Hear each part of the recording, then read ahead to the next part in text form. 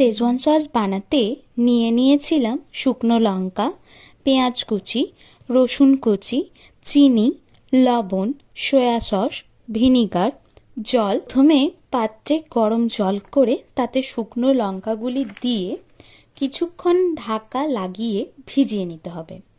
এবারে ভিজিয়ে রাখা শুকনো লঙ্কাগুলিকে মিক্সি জারে দিয়ে ভালোভাবে পেস্ট বানিয়ে ফেলতে হবে। তেল গরম হয়ে এলে রসুন কুচিগুলি দিয়ে ভালোভাবে ভেজে নিতে হবে। পেঁয়াজ কুচিগুলিও ভালোভাবে ভাজা হয়ে গেলে তাতে শুকনো লঙ্কার পেস্টটি দিয়ে ভালো করে নাড়িয়ে একটু ভাজা ভাজা করে নিতে হবে। চিনি, লবণ পরিমাণ মতো এবং তারপরে ভিনিগার ও সয়া সসটি দিয়ে ভালোভাবে ভেজে নিতে হবে। ভালোভাবে ভাজা হয়ে তার থেকে তেল বেরোতে থাকলে তৈরি আমাদের আজকে শেজওয়ান সস।